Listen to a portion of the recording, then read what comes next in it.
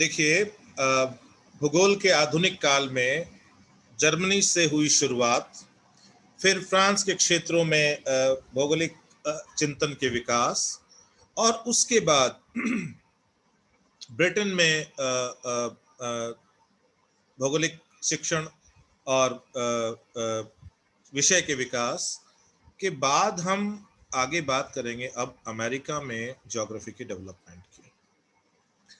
हम ये अच्छी तरह से जानते हैं कि जहां पर हम ये कह सकते हैं कि 16वीं शताब्दी के बाद से लेके और 19वीं शताब्दी तक यूरोप का पूरे विश्व में ज्योग्राफी के विकास में दबदबा रहा, लेकिन वो धुरी धीरे धीरे शिफ्ट होती है अमेरिका की तरफ 20th सेंचुरी में।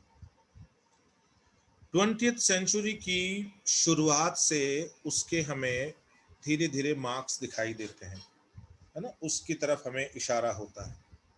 लेकिन पूरी तरह से जब हम पहला क्वार्टर पार करते हैं 20th सेंचुरी का, उसके बाद से अमेरिकन ट्रेडिशन जो है वो लगभग ये मान लीजिए कि अनेकों ब्रांचेस के अंदर भूगोल में नए विकास को प्रगति देता है और पायोनियरिंग वर्क वहां से आने शुरू होते हैं। तो हम ये देखेंगे कि जब मॉडर्न ज्योग्राफी की बात आती है, जब आधुनिक भूगोल की बात आती है, अर्थात जो नए नए चिंतन फलक, जो पर्यावरण निश्चयवाद, संभववाद के बाद के जो चिंतन फलक आते हैं, उनमें जबरदस्त दखल हमें दिखाई देती है अमेरिकन स्कूल की। ठीक है, हम एक एक करके और जो अमेरिकन कंट्रीब्यूटर्स हैं उनकी बात करेंगे। ये लिस्ट बहुत बड़ी है, इसलिए हम एक कॉमन इंट्रोडक्शन को बहुत छोटा रखते हैं।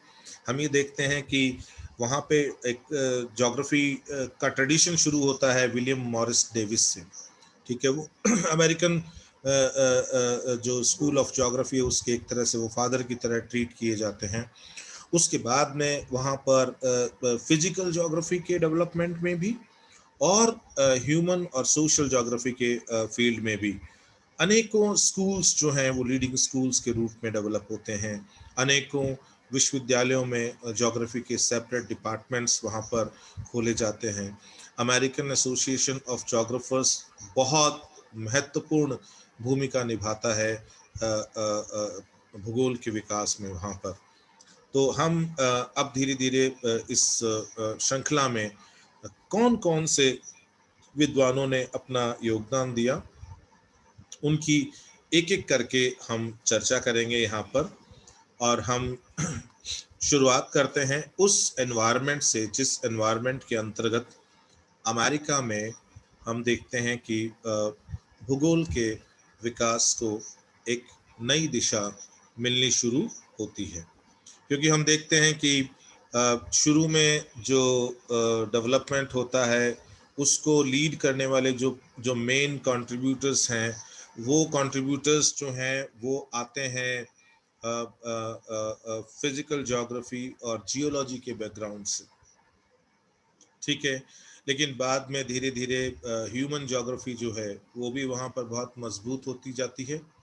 और हमें ये देखने को मिलता है कि उस क्षेत्र में दोनों जो ब्रांचेस है, फिजिकल और ह्यूमन ज्योग्राफी, उन दोनों ब्रांचेस का जो डेवलपमेंट है वो हमें एक सतत धारा के रूप में लगातार बढ़ते क्रम में दिखाई देता है। हम जब संयुक्त राज्य अमेरिका में भौगोलिक चिंतन का विकास की बात करते हैं तो हम शुरू में कुछ नाम लेते हैं, जैसे जे मॉर्श, जॉर्ज पाकिन मॉर्श और एफ मैरी। ठीक है, ये कुछ शुरुआती कंट्रीब्यूटर्स हैं जो यूं कहें कि एक तरह से क्लासिकल एरा जब रहता है अमेरिका में ज्योग्राफी के डेवलपमेंट का, है ना, अमेरिका में बोला है हमने क्लासिकल एरा को, पूरे वर्ल्ड में क्लासिकल एरा नहीं बोला है ज्योग्राफी के डेवलपमेंट का, ये थोड़ा ध्यान रखना है। तो उसमें योगदान देते हैं 1871 में, है ना, आपने देखा होगा कि ये 19वीं शताब्दी का जो 70 का दशक है, ये फ्रांस में भूगोल के विकास, ये ब्रिटेन में भूगोल के विकास और अमेरिका में भूगोल के विकास, ठीक है, इसकी नींव है। ये दशक हमें ध्यान रखना है। ये 19वीं शताब्दी का जो 70 का दशक है, 1870 का जो दशक है ना, उस दशक की बात मैं कर रहा हूँ, ठीक है।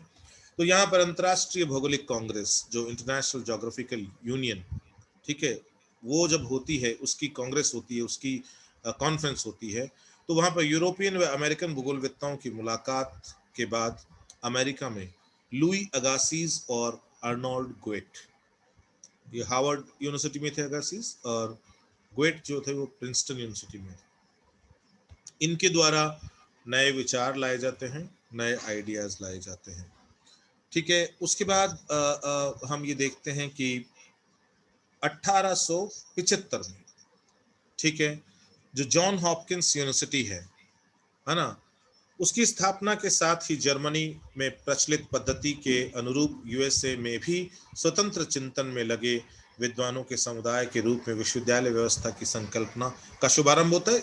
इसका मतलब यही नहीं कि ये वहां से ये माइलस्टोन है, पहले से इसकी पूरी भूमिका वहां तैयार होती है, ठीक है। फिर हम ये देखते हैं कि आ, आ, जब हम बात करते हैं आगे डेवलपमेंट की, तो अब यहाँ जो यूनिवर्सिटी सिस्टम डेवलप हो रहा है, अब धीरे धीरे हम ये देखेंगे कि इसके अंदर जैसे यूरोप में ज्योग्राफी के अलग अलग डिपार्टमेंट्स बनना शुरू हुए थे, वो शुरुआत अब धीरे धीरे हम देखेंगे कि अमेरिकन वर्ल्ड में भी हमें देखने को मिलेगी। जल्दी ही भूगोल विषय के अध्ययन हेतु अलग अलग विभागों की स्थापना होती है, जिसमें कोलंबिया टीचर्स कॉलेज, कॉर्नेल विश्वविद्यालय, कैलिफोर्निया विश्वविद्यालय, शिकागो विश्वविद्यालय, नेब्रास्का विश्वविद्यालय, मियामी विश्वविद्यालय, मिनेसोटा विश्वविद्यालय, पीट्सबर्ग विश्वविद्यालय, विस्कोसिन विश्वविद्यालय, then this Harvard, Pennsylvania, Yale, ये कुछ नाम हमने लिए हैं, लेकिन ये वो शुरुआती क्षेत्र हैं जहां पर धीरे धीरे डिपार्टमेंट्स बने। डिपार्टमेंट्स में फिर वहां पर प्रोफेसर्स की नियुक्ति हुई, और उसके साथ साथ ज्योग्राफी का डेवलपमेंट है वो तेजी से आगे बढ़ता है, क्योंकि यूनिवर्सिटी सिस्टम वहां तेजी से डेवलप होता है, तेजी से वहां डिपार्टमेंट्स खुलते हैं, इसलिए बहुत ही छोटे समय के बाद, है ना, क्या करता है कि अमेरिकन ट्रेडिशन जो है वो नॉलेज क्रिएशन के फील्ड में जो यूरोपियन ट्रेडिशन है, ठीक है, उससे कहीं आगे छलांग लगा देता है ना, और जो धुरी है वो अब यूरोप से अमेरिका की तरफ शिफ्ट हो जाती है। देखिए, हमने नाम लिया था लुई अगासिस का, ठीक है। इनको हम जिस रूप में देख रहे हैं उसको देखना कि ये एक तरह से मान लीजिए कि बायोलॉजिकल स्कूल से आते हैं, ठीक है। 1887 में professor at Lawrence scientific school of Harvard university ये ज्वाइन करते हैं 1847 में, ठीक है ना। और ये 1859 के अंदर म्यूजियम ऑफ कंपैरेटिव जूलॉजी बनाते हैं, जो बहुत फेमस होता है, ठीक है। और यहाँ पे इतना तक कहते हैं कि यहाँ इस म्यूजियम में डायनासोर का कंकाल भी इन्होंने वहाँ पर अरेंज करके और वहाँ स्थापित किया था। तो दूसरे, ये स्विस बॉर्न थे, लेकिन बाद में ये अमेरिका शिफ्ट हो गए थे, ठीक है। और इनका जो मेजर कंट्रीब्यूशन है वो आता है एक तो ग्लेशियल एक्टिविटी में, है ना, ये ग्लेशियर्स पे ये अध्ययन करते हैं। इनकी आप किताब देखो तो उसके अंदर भी साफ जाहिर होता है। ये देखिए, बिब्लियोग्राफिया जूलॉजिया एट जियोलॉजी, तो दो चीजें हैं, एक ग्लेशियर स्टडी, दूसरा पैलियंटोलॉजी ब्रांच में स्टडी। पैलियंटोलॉजी मतलब जीवाश्म विज्ञान। इन दो क्षेत्रों को ये समर्पित विद्वान थे, ठीक है। और इसीलिए हम ये कहते हैं कि यहाँ से धीरे धीरे एक साइंटिफिक इंक्वायरी की एक शुरुआत हमें देखने को मिलती है, मजबूत शुरुआत देखने को मिलती है। इनकी एक और किताब है, a guide to the study of fishes. यहाँ पर बेसिकली स्टडी ऑफ फिशेस का जो बेसिस है वो इवोल्यूशनरी बेसिस है, मतलब वो ले रहे हैं जीवाश्मों के अध्ययन से पूरा का पूरा डेवलपमेंट ऑफ जो फिशेस है उसको वो देख रहे हैं, और तब वो उसको बोलते हैं a guide to the study of fishes. तो ये बहुत इनोवेटिव अप्रोच थी उस समय के हिसाब से कि मछलियों के जीवाश्मों के अध्ययन के आधार पर हम पूरे जो मछलियों के विकास है उसका अध्ययन करते हैं। ठीक है, तो दो दो इम्पॉर्टेंट ब्रांचेज है इनकी, एक स्टडी ऑफ ग्लेशियर्स और दूसरा पैलियंटोलॉजी, है ना। हिमनदों का अध्ययन और जीवाश्म विज्ञान के क्षेत्र में इनका कंट्रीब्यूशन मजबूत है, लुई अगासिस का। एक और विद्वान जिनका हम नाम लेते हैं आर्नोल्ड हेनरी गोएट। ये जो विद्वान है ये प्रिंसटन यूनिवर्सिटी के पहले प्रोफेसर थे जियोलॉजी और ज्योग्राफी के। ठीक है, अब इनकी बुक्स देखिए, पहले मैं केवल टाइटल पढ़ रहा हूं, आपको अंदाजा लगेगा। देखिए इनकी बुक्स है फिजिकल ज्योग्राफी, इंटरमीडिएट ज्योग्राफी, ठीक है, जिसमें फिर यहाँ है अर्थ एंड मैन, फिर है लेक्चर्स ऑन जियोलॉजी और ज्योग्राफिकल टीचिंग। इन किताबों के टाइटल से हमें काफ़ी हद तक ये साफ नज़र आ रहा है, क्योंकि जब वो man and environment, earth and man की बात करते हैं, then also he is concentrating on comparative physical geography. ठीक है, तो पूरी तरह से समर्पित थे, फिजिकल ज्योग्राफी के लिए समर्पित विद्वान थे। He standardized the gathering and recording of changing weather conditions, coming one of the founders of US Weather Bureau. इन्होंने पहली बार इस चीज को गहराई से देखा कि हमें जो मौसमी बदलाव हैं, ठीक है, उनकी सूचना को किस तरह से डॉक्यूमेंट करना चाहिए, है ना। उनकी, जैसे आज हम क्या करते हैं, टेम्परेचर मापते हैं, हेरिडिटी आर्द्रता मापते हैं, शुष्कता मापते हैं, वर्षण मापते हैं। ठीक है, तो आज तो ये बात तो कॉमन प्रैक्टिस है हमारी।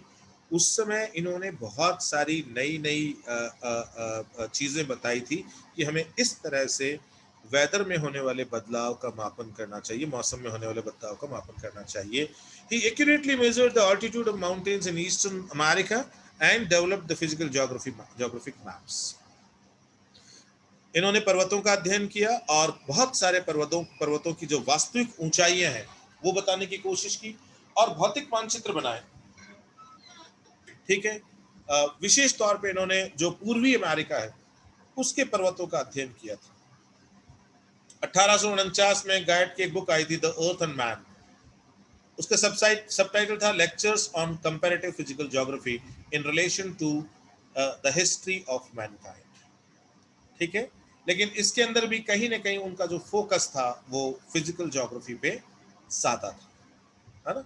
तो ये विद्वान है गायट, ये शुरुआत देते हैं ये दोनों विद्वान अमेरिका में ज्योग्राफिकल ट्रेडिशन। ठीक है, इसके बाद हम देखते हैं कि हार्वर्ड, याले, पेंसिल्वेनिया और शिकागो, ठीक है, ये चार स्कूल है ना, ये धुरी बनते हैं। ये अमेरिका में ज्योग्राफी के डेवलपमेंट की धुरी बनते हैं। ठीक है, हार्वर्ड, याले, पेंसिल्वेनिया और शिकागो, ये चार। अब हार्वर्ड में जो प्रोफेसर हैं, हेड ऑफ द डिपार्टमेंट हैं, वो है विलियम मॉरिस डेविस। ये फिजिकल ज्योग्राफी को समर्पित विद्वान हैं। याले में हर्बर्ट जी ग्रेगरी हैं, ये भी फिजिकल ज्योग्राफी को समर्पित विज्ञान है। आप इसको मानव भूगोल ना पढ़कर इसको भौतिक भूगोल पढ़िएगा। ठीक है, भौतिक एवं भूगर्भ विज्ञान, इसको समर्पित विद्वान थे ये भी। पेंसिल्वेनिया में हम देखते हैं कि जॉनसन और स्मिथ जो हैं, उनका काम हमें बहुत देखने को मिलता है इकोनॉमिक ज्योग्राफी के ऊपर, ठीक है, और कॉमर्शियल ज्योग्राफी के ऊपर। और शिकागो में हम देखते हैं सेलिसबरी और बैरो, ये मानव भौतिक, मानव और आर्थिक भूगोल, इन क्षेत्रों में इनका हमें कंट्रीब्यूशन देखने को मिलता है। ठीक है, तो हम यहाँ देखते हैं कि ये चार एक एक विविध प्रकार के, जैसे हम यहाँ देख रहे हैं कि ये जो दो स्कूल है, पेंसिल्वेनिया और शिकागो स्कूल, ठीक है, यहाँ पर ह्यूमन ज्योग्राफी के ट्रेडिशन जो है वो मजबूत है। और ये दो स्कूल देखते हैं, हार्वर्ड और याले, यहाँ पर फिजिकल ज्योग्राफी का ट्रेडिशन मजबूत है। ठीक है, तो इस तरह से हॉलिस्टिक जो डेवलपमेंट है ज्योग्राफी का, डिफरेंट डिफरेंट ब्रांचेस का, ये अमेरिका में डिफरेंट डिफरेंट यूनिवर्सिटीज़ में देखने को मिलता है। और यही कारण है कि ओवरऑल डेवलपमेंट ज्योग्राफी का बहुत शानदार होता है आगे जाके अमेरिका में, और अमेरिका ज्योग्राफिकल ट्रेडिशन को लीड करता है उसके बाद। ठीक है, अभी हम इनकी बात करेंगे, लेकिन उससे पहले केवल एक चर्चा कर देते हैं कि भूगोल के विभागों के साथ साथ अन्य संस्थानों की भी स्थापना होने लगी। ठीक है, तो उसमें American geographical and statistical society बनी 1852 में। ठीक है, नेशनल ज्योग्राफिक सोसाइटी बनी 1888 में। ठीक है ना। तो ये, क्योंकि हमें इंस्टीट्यूशनल डेवलपमेंट हमेशा संज्ञान में रखना है। केवल और केवल ये नहीं हो सकता कि केवल हम केवल और केवल योगदानकर्ताओं की बात करें। यदि इंस्टीट्यूशनल डेवलपमेंट हमें देखने को मिलता है, जैसे यहाँ हमें इन विद्वानों के साथ हमें इनके स्कूल्स को ध्यान में रखना चाहिए कि they are from which school, है ना। ये हार्वर्ड स्कूल से है या याले स्कूल से है, या ये याले, ध्यान रखना इसको, यही येल है ना। इसको बहुत सारे विद्वान हिंदी में याले लिखते हैं। येल जो यूनिवर्सिटी है उसी की बात हो रही है। पेंसिल्वेनिया स्कूल है, शिकागो स्कूल है, ये हमें थोड़ा सा ध्यान रखना है। ठीक है, तो ये ध्यान रखना है कि American geographical and statistical society कब बनी, 1852 में बनी थी, और उसके बाद नेशनल ज्योग्राफिक सोसाइटी बनी 1888 में। ठीक है, उत्तरी अमेरिका में नई भौगोलिक चिंतन धारा की आधारशिला जो है, वो अब जो सबसे इंपॉर्टेंट कंट्रीब्यूटर आता है, that is William Morris Davis.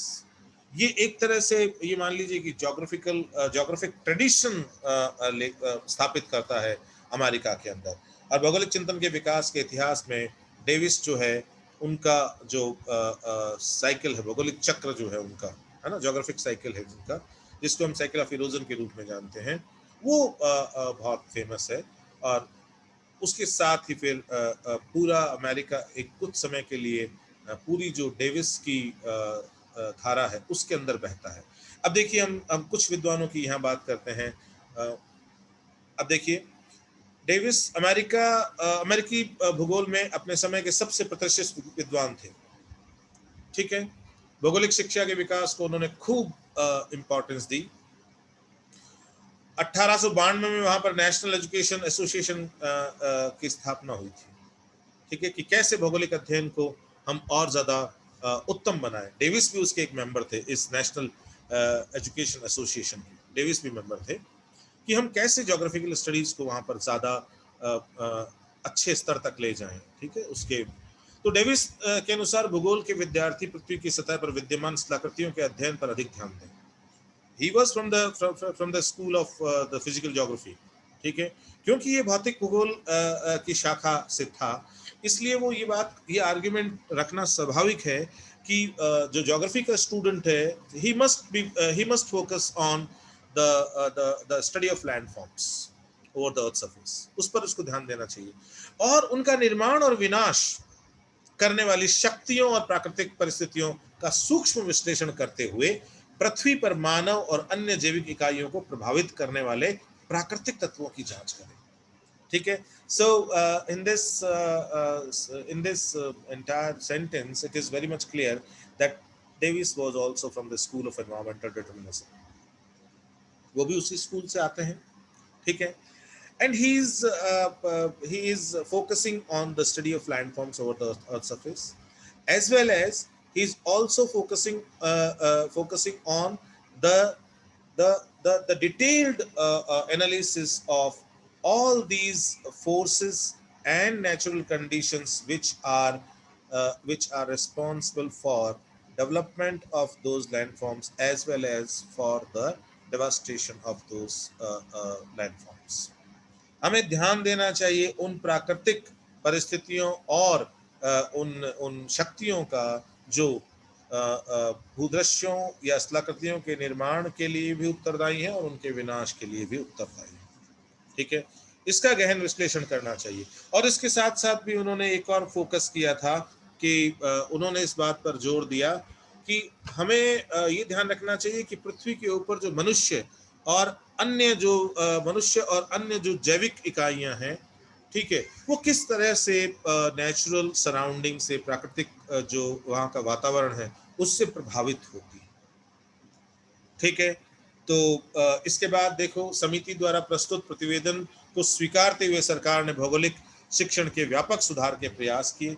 19वीं सदी के अंत में, क्योंकि ये 1892 में तो ये एसोसिएशन बनी है, ठीक है, उसके अंत में भूगोल के 5 आचार्य जो हैं वो हमें मिलते हैं, जिसमें से हार्वर्ड में डेविस, और इसमें कॉर्नेल यूनिवर्सिटी में राल्फ एस स्टार, ये नाम हमें याद रखने, बहुत इंपॉर्टेंट नाम है ये, है ना।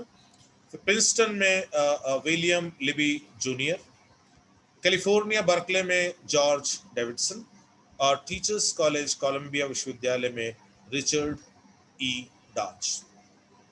ठीक है, ये हमें प्रोफेसर्स के रूप में मिलते हैं, और ज्योग्राफिकल स्टडी का ट्रेडिशन आगे बढ़ता है। विलियम मॉरिस डेविस की यदि बात करें तो हमें कुछ चीज़ें संज्ञान में रखनी चाहिए।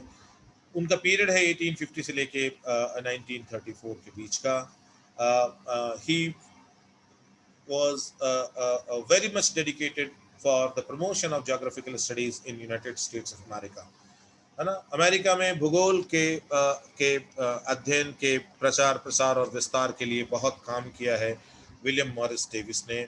इनकी बहुत बड़ी भूमिका थी अमेरिकन एसोसिएशन ऑफ जोग्राफर्स की स्थापना करा, जोग्राफिकल सोसाइटी ऑफ अमेरिका की स्थापना में, ठीक है, बहुत बड़ी भूमिका थी।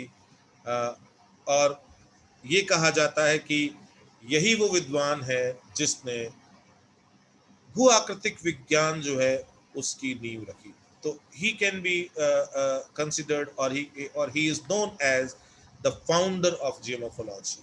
भू आकृतिक विज्ञान के संस्थापक के रूप में जानते हैं। He is also known as the father of American geography, है ना। इसको अमेरिकन ज्योग्राफी के पिता के रूप में जानते हैं।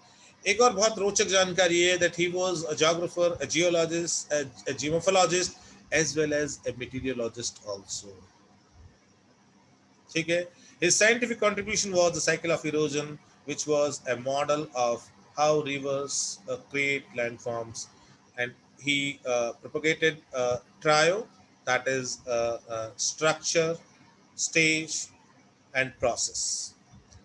और उसमें इन्होंने स्टेज में he advocated about 3 stages, that is young, mature and old. इन्होंने ये एक जाने जाते हैं भू आकृतिक विज्ञान के संस्थापक के रूप में। इन्हें अमेरिका में भूगोल के पिता के रूप में देखा जाता है। इनकी रुचि ज्योग्राफी, भूगोल, भूगर्भ शास्त्र, भू आकृतिक विज्ञान के साथ साथ जो मटीरियोलॉजी है उसके अंदर भी इनकी रुचि देखने को मिलती है ना। और हम ये देखते हैं कि मौसम विज्ञान में रुचि भी इनकी देखने को मिलती है, और ये साइकिल ऑफ इरोजन की संकल्पना देते हैं, ठीक है, जिसके अंदर ये अपने त्रिकट की बात करते हैं, और वो त्रिकट है अवस्था, संरचना और प्रक्रम, है ना। और उसके तहत वो 3 अवस्थाओं की बात करते हैं, युवावस्था, प्रौढ़ावस्था और वृद्धावस्था।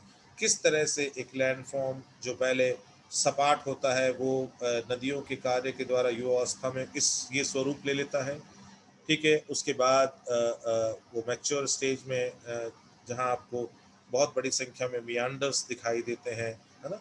आपको ध्यान होगा कि नदी मार्ग में जो मियांडर्स बनने की मूल अवस्था जो है वो प्रौढ़ावस्था है, ठीक है।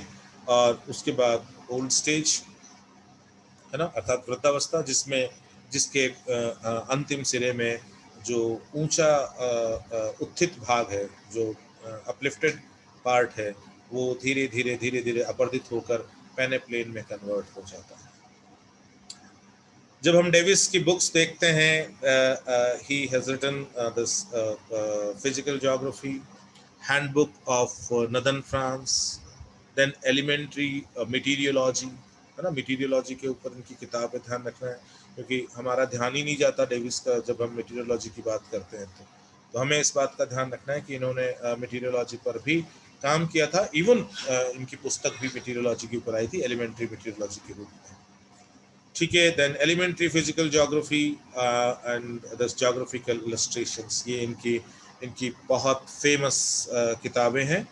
ठीक है, फिर हम यहाँ बात करते हैं एक और बहुत प्रसिद्ध विद्वान हुए थे अमेरिका में, और उनका हम यहाँ पर नाम लेना चाहेंगे, और वो हैं Herbert Ernest Gregory.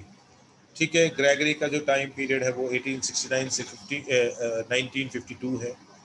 Harvard university के ये विद्यार्थी थे। ठीक है, तो ऑब्वियसली ये वहाँ पर डेविस के विद्यार्थी रहे हैं। ठीक है, येल यूनिवर्सिटी के अंदर बाद में ये जियोलॉजिस्ट के रूप में अपॉइंट हुए। ठीक है, और उन्होंने this military geology and topography पुस्तक लिखी, और दूसरा preliminary geological maps of Connecticut. ये इन्होंने इनके मुख्य काम है, जिनके बारे में हम ये कहेंगे कि ये मूलतः भौतिक भूगोल और भूगर्भ विज्ञान को समर्पित विद्यार्थी थे। ठीक है, दैट इज H.E. ग्रेगरी, है ना। फिर देखिए, एक बहुत अच्छे विद्वान हुए हैं, खूब कंट्रीब्यूशन दिया उन्होंने ज्योग्राफी को। उनका नाम था जोसेफ रसल। ठीक है, रसल जो हैं उनका पीरियड 1874 से 1966। ठीक है ना। ये एक अमेरिकन जोग्राफर्स थे जो जिन्होंने department of geography and industry में काम किया यूनिवर्सिटी ऑफ पेंसिल्वेनिया में। बाद में कोलंबियन बिजनेस स्कूल भी ये गए थे। इनका जो जो काम है, ठीक है, उसके अंदर हमें सबसे ज़्यादा काम मिलता है इकोनॉमिक ज्योग्राफी में, है ना। और जब ये कोलंबिया बिजनेस स्कूल में थे तो उस समय वहाँ पर इकोनॉमिक ज्योग्राफी जो प्रोग्राम था उसी के ये अध्यक्ष थे, उसी को इन्होंने चेयर किया था। ठीक है, और ख़ास बात ये है कि he was the president of American association of geography in 1941 to 42। ये क्यों मेंशन किया यहाँ पे, क्योंकि ये साबित करता है कि ज्योग्राफी में ये रसल किस दर्जे की हस्ती थी। ठीक है, वो हमें पता लगता है जब हम ये देखते हैं कि इस व्यक्ति का चुनाव अमेरिकन एसोसिएशन ऑफ ज्योग्राफर्स के भी अध्यक्ष के रूप में हुआ है। इनकी देखो कुछ काम देखते हैं जिनसे हमें काफ़ी हद तक इनके आइडिया लगेगा इनका किस तरह का कंट्रीब्यूशन रहा। इनका जो बहुत फेमस काम है वो मैं पहले उसका नाम लूँगा, उसमें है कॉमर्स एंड इंडस्ट्री, और बाद में इंडस्ट्रियल एंड कॉमर्शियल ज्योग्राफी। ये इनका बहुत फेमस काम है।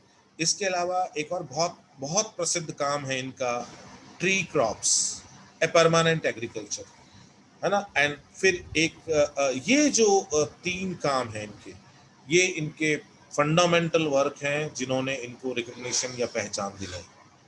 ठीक है, इसके अलावा इन्होंने the organization of ocean commerce भी लिखा है, वो भी कॉमर्शियल ज्योग्राफी से ही रिलेटेड है।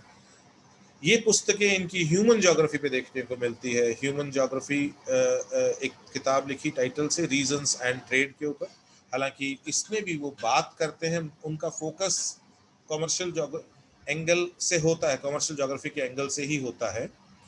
फिर human geography book that is one peoples and countries. ठीक है, इसके ऊपर उन्होंने पुस्तक लिखी।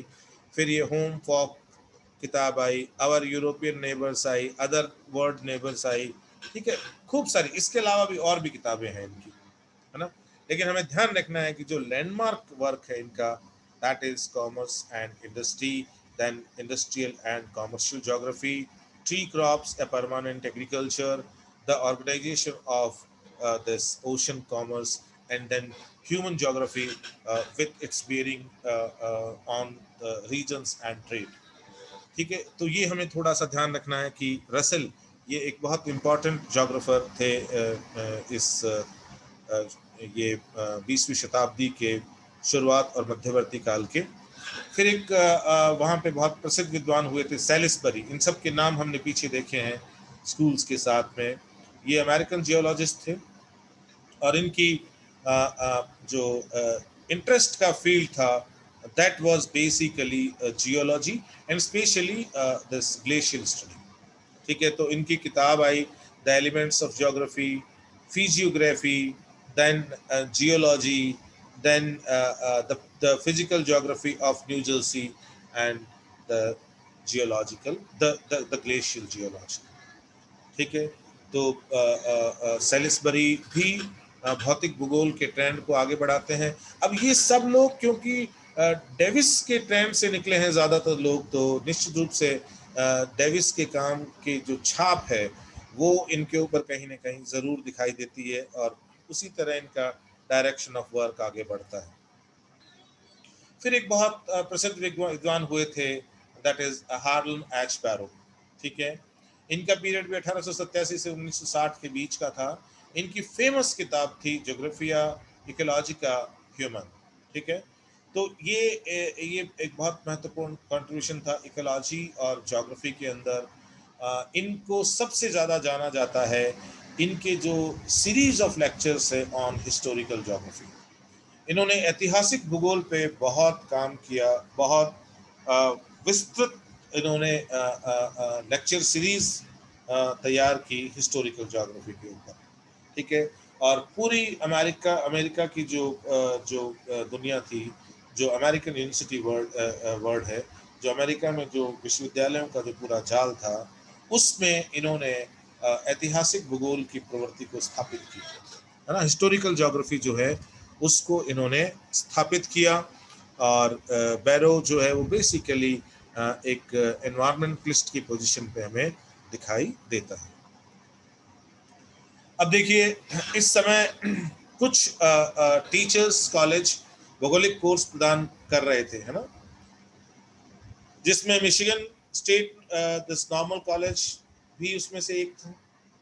ठीक है, और चार्ल्स टी मैकजार्लन जो थे वो वहाँ पर पहले काम कर रहे थे। उसके बाद में वो काम बहुत आगे बढ़ा जब इस डिपार्टमेंट को मार्क जेफरसन मिल गया। ठीक है, मार्क जेफरसन मिलने के बाद, ये वही विद्वान है जिसने कॉन्सेप्ट ऑफ प्राइमेट सिटी दिया था। ठीक है, मार्क जेफरसन जब यप्सिलंटी को ज्वाइन कर लेते हैं, उसके बाद यहाँ पर तेजी से ज्योग्राफिकल डेवलपमेंट देखने को मिलता है। मार्क जेफरसन का हम देखते हैं कि भूगोल के सैद्धांतिक पक्ष पर योगदान करने वाले विद्वानों में इनको अग्रणी देखा जाता है, जो थियोरेटिकल ज्योग्राफी के डेवलपमेंट पे। और उनका मत था कि भौगोलिक चिंतन का केंद्र पृथ्वी पर मानव होना चाहिए, न कि मानव और पृथ्वी। ये बहुत इंपॉर्टेंट शिफ्ट है। ठीक है, कि पृथ्वी पर मानव। अब देखो, when you are talking about man on the earth, है ना, तो अलग अर्थ निकलता है उसको। और जब आप मैन एंड द अर्थ बोलते हो तब उसका अलग अर्थ निकलता है। और जब आप मैन एंड अर्थ बोलते हो, that means you are equating man with earth, है ना। आप कहीं दोनों को समकक्ष खड़ा कर रहे हो। ठीक है, and when you are talking about man on the earth, है ना, पृथ्वी पर मानव, तो यहाँ पर ध्यान हमें स्पष्ट दिखाई देता है कि जो भौतिक परिस्थितियां हैं, जो पृथ्वी है, उसको वो मानव से कहीं ऊपर स्थान देता है। डेविस की संकल्पना के विपरीत जेफरसन की मान्यता थी कि भूगोल का अध्ययन मानव केंद्रित होना चाहिए, न कि पृथ्वी केंद्रित, प्रकृति केंद्रित। अब डेविस क्या है, डेविस पूरी तरह से हम ये देखते हैं कि जो फिजिकल ज्योग्राफी के ग्रोथ को अमेरिका में आगे बढ़ाता है, और अमेरिकन स्कूल बहुत समय तक उस धारा में आगे बढ़ती है। हमने बहुत सारे विद्वान देखे अभी, कुछ का कंट्रीब्यूशन हमें ह्यूमन ज्योग्राफी, विशेष तौर पे इकोनॉमिक ज्योग्राफी के अंदर देखने को मिलता है, लेकिन हम ये देखते हैं कि ज्यादातर जो कंट्रीब्यूशन आते हैं वो जो डेविसियन ट्रेडिशन है उसके अंदर ही हमें दिखाई देते हैं। ठीक है, तो यहाँ पर ये लैंडमार्क कंट्रीब्यूशन है और लैंडमार्क इंटरवेंशन है मार्क जेफरसन का, जहाँ पर वो इस दूरी को शिफ्ट कर रहे हैं और वो कहीं ना कहीं ह्यूमन ज्योग्राफी की स्टडीज को समकक्ष खड़ा कर रहे हैं। और वो इस बात को स्ट्रांगली आर्ग्यू करते हैं कि भाई आपको भौगोलिक अध्ययन के अंदर केवल और केवल प्रकृति केंद्रित नहीं होना चाहिए, बल्कि बल्कि भौगोलिक अध्ययन जो है वो मानव केंद्रित होना चाहिए, है ना। मानव उसके केंद्र में होना चाहिए, लेकिन इसका अर्थ ये कभी नहीं लगाना चाहिए कि वो मानव को प्रकृति के ऊपर सुप्रीम मान रहा है, ये कभी नहीं कह रहा। वो ऊपर स्टेटमेंट देखिए, वो किस चिंतन को केंद्र में रखना चाहता है। उसका मत था कि भौगोलिक चिंतन का केंद्र पृथ्वी पर मानव होना चाहिए, ठीक है। वो मैन एंड एनवायरनमेंट की बात नहीं कर रहा, वो मैन ऑन द अर्थ की बात कर रहा है ना, मैन एंड द अर्थ की बात नहीं कर रहा वो, ठीक है। तो जब वो कह रहा है कि भौगोलिक अध्ययन में मानव केंद्र में होना चाहिए, इसका अंदाजा ये कभी नहीं लगाना चाहिए कि वो ये कह रहा है कि पृथ्वी के अध्ययन में मानव को प्रकृति से ज्यादा शक्तिशाली मानकर अध्ययन करना चाहिए, ये नहीं कह रहा है, ठीक है। उन्होंने एक्यूमेन, प्राइमेटिसिटी आदि संकल्पनाओं का विकास किया था। अब देखिए, हम ये देखते हैं कि मार्क जेफरसन जो है ना, वो एक बहुत अच्छे कार्टोग्राफर के रूप में जाने जाते हैं, ठीक है। और यही अभी हमने जो चर्चा की थी ना, मिशिगन स्टेट नॉर्मल कॉलेज, है ना, MSNC, जो बाद में जाके ईस्टर्न मिशिगन यूनिवर्सिटी EMU बन गया था, वहां पर रहे ये फ्रॉम 1901 टू 1939, है ना। और वहां पर इनके आने के बाद वो कॉलेज जो है उसमें जोग्राफिक जो जोग्राफिकल स्टडीज का ट्रेडिशन बहुत ऊंचाइयों तक पहुंचा था। और यहाँ इसने बहुत जाने माने ख्यातनाम शिष्य यहाँ से निकले थे जेफरसन के, जिसमें ईसा बॉमेन का नाम आता है, चार्ल्स सी कॉबे का नाम आता है, ठीक है। तो और आप जेफरसन के कद का अंदाजा इस बात से लगा सकते हैं कि 1916 में जेफरसन जो थे वो अमेरिकन एसोसिएशन ऑफ जोग्राफर्स के प्रेसिडेंट चुने गए थे, ठीक है। तो इससे आप समझ रहे होंगे कि जेफरसन का अमेरिकन जो जोग्राफिकल वर्ड है ना, जो अमेरिका का जो भूगोल का संसार है, उसमें जेफरसन का कद क्या हो सकता है। प्राइमेट सिटी की संकल्पना देते हैं वो, और primate city theory is a corollary theory of the rank size rule, है ना। उसके साथ साथ हमें ये उसके कॉरोलरी थ्योरी के रूप में देखने को मिलती है। ही was the founder of this theory, है ना। मार्क जेफरसन ने ही ये प्राइमेट सिटी का सिद्धांत दिया है। अब देखिए, यहाँ जो बहुत ध्यान देने योग्य बात है, केवल और केवल ये कह देना कि सबसे बड़ी जनसंख्या वाला जो नगर है वो प्राइमेट सिटी है, इससे जेफरसन की प्राइमेट सिटी की प्रिंसिपल कंप्लीट नहीं होता है ना। यहाँ उसके सिद्धांत की आत्मा से जुड़ी हुई कुछ बातें हैं जिनको हमें ध्यान देना है। The purpose of this law, ये जो प्राइमेट सिटी लॉ उन्होंने दिया, the purpose of this law is to explain the phenomena of huge cities. ये जो बहुत बड़े बड़े शहर हैं, ठीक है, उनके जो फेनोमेना है उसको ये एक्सप्लेन करने का प्रयास के दिशा में बनाया गया नियम है। That capture a large proportion of countries population, ये वो सिटीज हैं जिन्होंने बहुत बड़ी संख्या में देश की जनसंख्या को आकर्षित कर लिया है ना, कैप्चर कर लिया है। एंड इकोनॉमिक एक्टिविटी, और आर्थिक क्रियाविधियों को, आर्थिक क्रियाओं को, ठीक है। तो हालांकि हम प्राइमेट सिटी को केवल और केवल इस आधार पर जांचते हैं कि उसकी जनसंख्या जो है वो दूसरे नंबर के जो शहर है, सिटी सेंटर है, उससे कितनी ज्यादा है। नो डाउट हम इसके ऊपर उसको मूल्यांकित करते हैं या हम प्राइमेट सिटी का दर्जा देते हैं। लेकिन ये ध्यान रखना कि इस प्राइमेट सिटी के बनने के पीछे केवल और केवल जनसंख्या नहीं, आर्थिक गतिविधियों का संकेंद्रण भी एक बहुत बड़ा कारण है, ठीक है। उन्होंने फ्रांस की में पेरिस की स्टडी यहाँ पर एग्जाम्पल के रूप में दी थी। तो ये भी हमें ध्यान रखना है कि जेफरसन ने प्राइमेट सिटी का जो मूल कॉन्सेप्ट दिया था उसमें उसका स्टडी एरिया क्या था, that was Paris in France, है ना। ये क्या है primate city? That is the largest city with in a nation.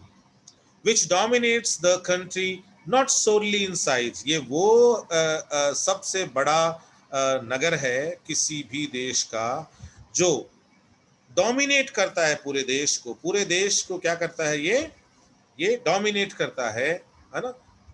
केवल और केवल आकार में ही नहीं, केवल आकार में ही नहीं है, ये केवल बड़ा आकार में ही नहीं है, being more than twice as large at the second city, है ना। एक तो ये कि भाई केवल इससे ही प्राइमेट सिटी का आपको अंदाजा नहीं लगा लेना चाहिए कि वो दूसरे नंबर के शहर से 2 गुना से ज्यादा है, ठीक है, ये क्राइटेरिया है ना, but also in terms of influence, ये बहुत इंपॉर्टेंट है, क्योंकि इसके अंदर जो जनसंख्या के साथ जो दूसरा जो सबसे महत्वपूर्ण कारक है, दैट इज इस नगर का प्रभाव, इस नगर का प्रभाव, जिसके कारण इसका दबदबा बनता है ना। ये जो बात आती है ना डोमिनेशन की, डोमिनेट्स द कंट्री, है ना, और द नेशन, ये जो देश या राष्ट्र को डोमिनेट करने की बात आती है ना, ये दो तरह से आती है, एक आकार जो जनसंख्या से तय होता है, और दूसरा उसका प्रभाव जो वहां के आर्थिक वातावरण से तय होता है। The primate city is commonly at least twice as large as the next largest city and more than thrice as significant। ये कह रहा है कि प्राइमेट सिटी का जो मूल है वो ये है कि वो कम से कम 2 नंबर के नगर से दुगनी जनसंख्या रखता हो, और कम से कम 3 गुना, है ना, सॉरी, दुगनी जनसंख्या रखते हो, और more than twice in as significant, और दुगना ही वो सिग्निफिकेंट हो, है ना, क्योंकि उसकी महत्ता की कोटि यदि कम होगी ना, ठीक है, तो फिर ये इन्फ्लुएंस की बात नहीं आएगी। ये शब्दावलियां ध्यान रखना है, ये क्योंकि ये मार्क जेफरसन की खुद की शब्दावलियां से उठाई हुई चीजें हैं ये। तो यहां पर वो कह रहा है कि largest city of the nation, ठीक है, and the condition is obviously biggest size. Biggest size का डिटर्मिनेशन कैसे होगा? थ्रू द पॉपुलेशन साइज, ठीक है। तो ये एक डायमेंशन है, पॉपुलेशन साइज कितनी होनी चाहिए कि साहब दूसरे नंबर के नगर से 2 गुना होनी चाहिए, ठीक है, this is one dimension, right. But he is also arguing that it must have a great influence। In terms of influence also it must dominate the country, है ना, अपने प्रभाव के द्वारा भी इसका दबदबा देश में होना चाहिए, और केवल जनसंख्या ही दुगनी नहीं होनी चाहिए दूसरे नंबर के नगर से, इसका प्रभाव भी दूसरे नगर की तुलना में 2 गुना होना चाहिए। दूसरे नगर मतलब जो नगर जनसंख्या में 2 नंबर पे है, ठीक है। तो केवल और केवल जनसंख्या मार्क जेफरसन की नजर में पर्याप्त नहीं है किसी भी सिटी के एक्चुअल प्राइमेट सिटी के कैरेक्टर को दिखाने के लिए। जनसंख्या के साथ में उस नगर का, उस पूरे के पूरे देश में जो प्रभाव है वो भी बहुत महत्व रखता है। ये किताबें आई थी उनकी, teachers geography man and climate, Dodd's Geography of Michigan और Material for Geography of Michigan, ठीक है। तो बेसिकली हमें इतना ही ध्यान रखना है कि उनकी किताब एक तो टीचर्स ज्योग्राफी आती है, और आपको पता होगा कि अभी अभी आपने एक चीज़ देखी होगी ना कि जेफरसन साहब जो हैं वो 1901 से 139 तक कहाँ सेवा दे रहे हैं। आपने यदि उस पर फोकस नहीं किया तो मैं आपको एक स्क्रीन के थ्रू बताता हूँ, ठीक है। और जब आप समझ जाओगे कि ये जो पुस्तक आई है, ये टीचर्स ज्योग्राफी, ये कैसे आई, इस चीज़ को आप समझ जाओगे।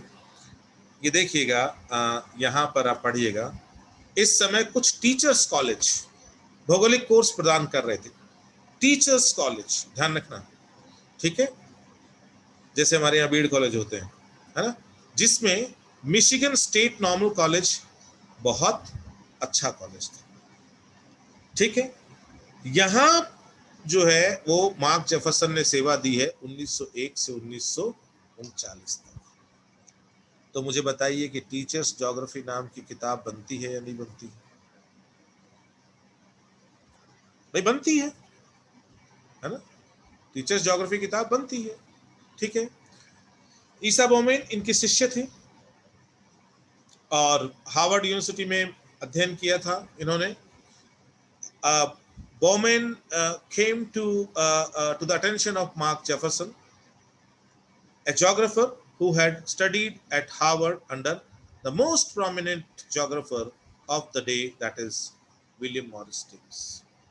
ठीक है, तो विलियम मॉरिस डेविस के शिष्य थे जेफरसन, जेफरसन के शिष्य थे ईसा बोमेन, ठीक है। 1915 में he became the first director of American Geographical Society, AGS, है ना। बहुत सारा लेखन दिया। एक इनका लेखन था पॉलिटिकल ज्योग्राफी में, ध्यान रखना, पॉलिटिकल ज्योग्राफी में, that was the new word, problems in political geography. ये उनका सबसे प्राइमरी वर्क था and that was his PhD thesis also. ईसा बोमेन की पीएचडी थीसिस भी थी, ठीक है। देन उसने साउथ अमेरिका में बहुत काम किया। एक्सटेंसिव जो उनका वर्क आया वो दक्षिण अमेरिका पे आया। द न्यू वर्ल्ड, ये तो पुस्तक आई, इस पीएचडी का इस पुस्तक के रूप में प्रकाशन हुआ। फिर डेजर्ट ट्रेल्स ऑफ अटाकामा, ये पुस्तक इन्होंने लिखी। फिर the Andes of southern Peru, ये पुस्तक आई उनकी। फिर साउथ अमेरिका ए ज्योग्राफी रीडर, ये पुस्तक आई उनकी। और फिर साउथ अमेरिका ए ज्योग्राफी रीडर, ये उसका एक और रूपांतरण भी बाद में आया, ठीक है। तो कुल मिला के उन्होंने, उनका जो सबसे ज्यादा जो स्टडी एरिया था, जो फील्ड ऑफ स्टडी था, दैट वाज साउथ अमेरिका, ठीक है। और दूसरी महत्वपूर्ण बात ये है कि ये फर्स्ट डायरेक्टर थे अमेरिकन ज्योग्राफिकल सोसाइटी के, ठीक है। और मार्क जेफरसन के शिष्य थे। बोमेन जेफरसन का शिष्य था और हार्वर्ड में डेविस के साथ स्नातक का कार्य किया था। अप्लाइड ज्योग्राफी में काफ़ी काम है इनका। याल विश्वविद्यालय में भूगर्भ शास्त्र विभाग में नियुक्त हुए और भौगोलिक विधियों का प्रयोग व्यवहारिक समस्याओं के निदान में इन्होंने किया था, ठीक है। और अब हम चर्चा करेंगे एल्सवर्थ हंटिंगटन पे, ठीक है। हंटिंगटन हार्वर्ड में डेविस के विद्यार्थी थे। तो डेविस की जो परंपरा थी एनवायरमेंटल डिटरमिनिज्म की, उसकी गहरी छाप इनके ऊपर थी। हंटिंगटन के अध्ययन का मुख्य विषय मानव जीवन पर जलवायु के प्रभाव का विश्लेषण था, ठीक है। And that is why this geographer is known for the climatic determinism. जलवायु निश्चयवाद के लिए जाना जाता है ना। इसीलिए क्यों कि उनका जो मूल विषय था ना, मानव जीवन पर जलवायु के प्रभाव का विश्लेषण करना था। और इस पूरे प्रभाव के अंदर वो पर्यावरणीय निश्चयवादी उपागम के साथ आगे बढ़े थे और उन्होंने ये साबित किया था कि जलवायु जो है वो एक निर्णायक की भूमिका निभाती है मनुष्यों के कृत्यों को आकार देने में, ठीक है। इतिहास में अनावृष्टि की तिथियों और मध्य एशिया की जनजातीय कबीलों के देशांतरण गमन के कार्य कारण संबंध स्थापित करते हुए उन्होंने संकल्पना प्रस्तुत की कि अनावृष्टि के कारण स्थानीय चरागाह सूख जाने के परिणाम स्वरूप ही इन जातियों ने अपना मूल स्थान छोड़कर चीन, भारत और पूर्वी यूरोप पर समय समय पर आक्रमण किया था। And what we call it, this argument is still having a prominence when we study the invasion of Hun, Kushanas, etc. from the Middle Asia, even in the parts of India, North India, ठीक है। तो ये एक जबरदस्त जो causal relationship वो बताने की कोशिश कर रहे हैं, कॉज इफेक्ट रिलेशनशिप एस्टेब्लिश करने की कोशिश कर रहे हैं कि इतिहास में जब अनावृष्टि की स्थिति, अनावृष्टि और अतिवृष्टि, ये दो एक्सट्रीम्स हैं। अतिवृष्टि बहुत ज्यादा बारिश, अनावृष्टि बहुत कम बारिश अर्थात सूखे की स्थिति, ठीक है। तो वे कह रहे हैं कि जब जब अनावृष्टि की स्थिति, जहां पर सूखे की स्थिति को यदि हम अच्छी तरह से अध्ययन करें, है ना, और मध्य एशिया की जो ट्राइबल कम्युनिटी है, जो जनजातीय कबीले हैं, उनका देशांतरण गमन यदि हम अध्ययन करें कि वो किस तरह से अपने स्थानों को छोड़कर और वो पश्चिम पूर्व दिशा में आगे बढ़े, देशांतरण गमन, है ना, वो पश्चिम पूर्व दिशा के अंदर आगे बढ़े। तो मूलतः हम ये देखते हैं कि उनका पूर्ववर्ती जो गमन है, ठीक है, उसकी बात यहाँ पर कहने की कोशिश की गई है। और उन्होंने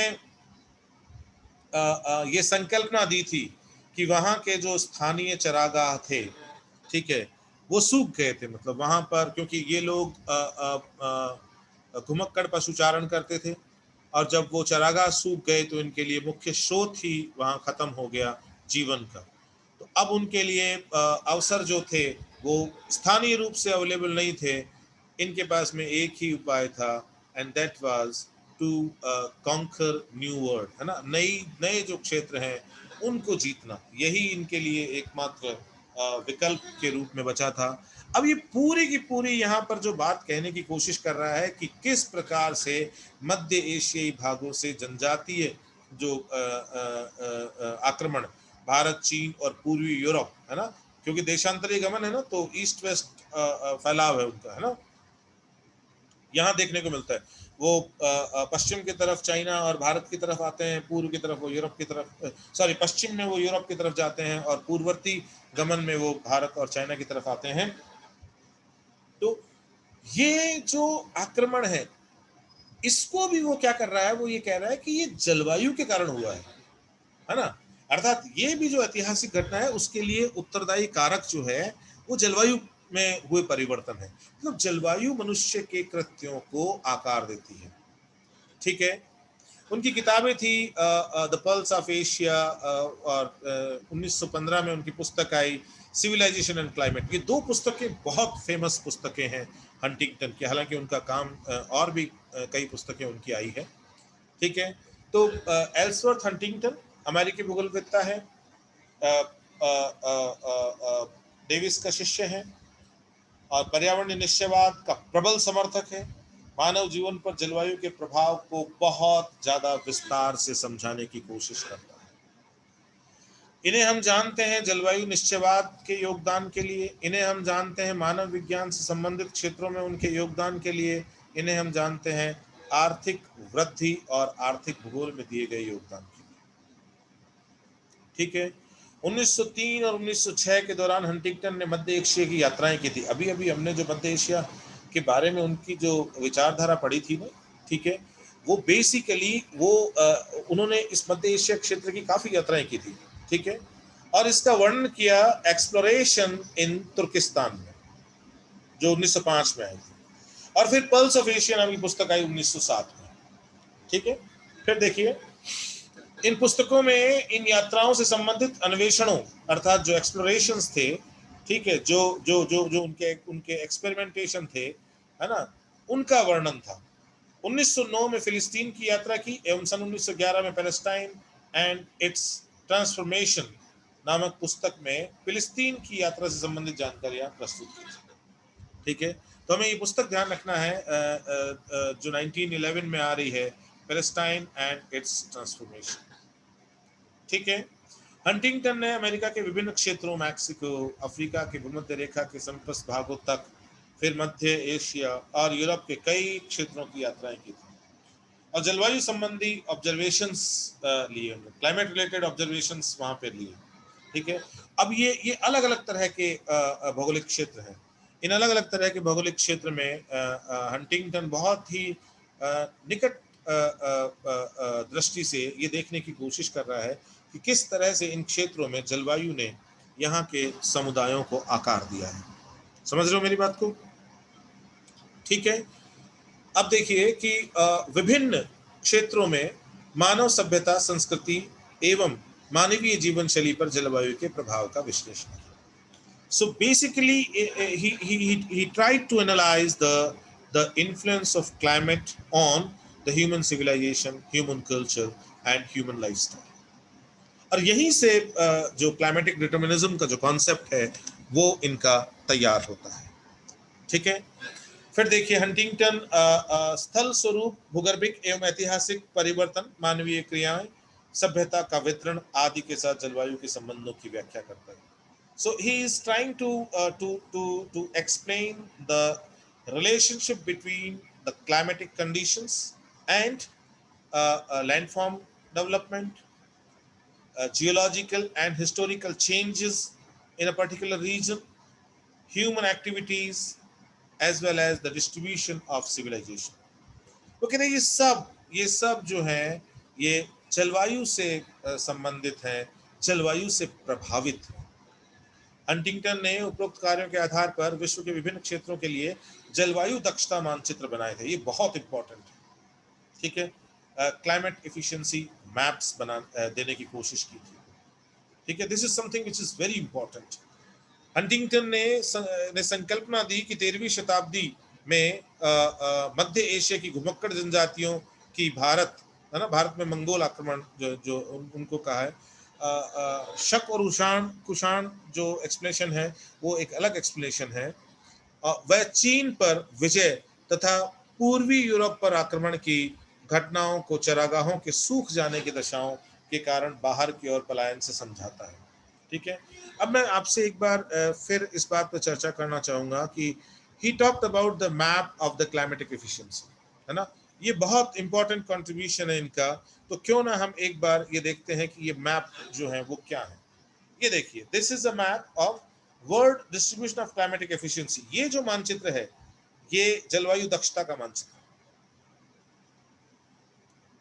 ठीक है। और ये जो मानचित्र है world distribution of general progress, ये विश्व के अलग अलग भागों के विकास के स्तर का मानचित्र है।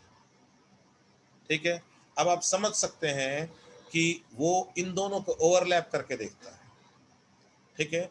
और वो इस बात का आर्गुमेंट देता है कि the places or the areas where you will find a good climatic efficiency, those places are the developed pockets of the world.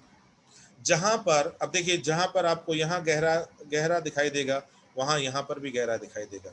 जहां यहाँ गहरा है वहां पर यहाँ पर भी गहरा है। इसका मतलब ये हुआ जहां पर उत्तम जलवायु दक्षता दशाएं हैं वहां पर विकास की कोटि भी उच्च है। ठीक है। ये उन्होंने बताने की कोशिश की थी। अब उनकी जो किताब आई सिविलाइजेशन एंड क्लाइमेट, ठीक है, अब नामक पुस्तक में हंटिंगटन ने इस बात पर जोर दिया कि मानव सभ्यताओं का विकास उद्दीपनकारी और उत्साहवर्धक मौसम में ही हो सकता है। ठीक है ना। तो इसका मतलब कि मौसम तय कर रहा है, मौसम तय कर रहा है कि जो वहां पर रहने वाले लोग हैं वो स्टिमुलेटेड हैं या नहीं है, वो एनकरेज्ड हैं या नहीं है। ठीक है। To do something innovative. ठीक है ना। तो कितनी जबरदस्त बात है। वो कह रहा है कि मनुष्य की सक्रियता, मनुष्य की क्रियाशीलता, मनुष्य की सृजनशीलता, ठीक है, तो human creativity, the stimulation as well as the level of encouragement all determined by the climate or the weather। ठीक है। तो मानव सभ्यताओं का विकास उद्दीपनकारी और उत्साहवर्धन मौसम में ही हो सकता है। ठीक है।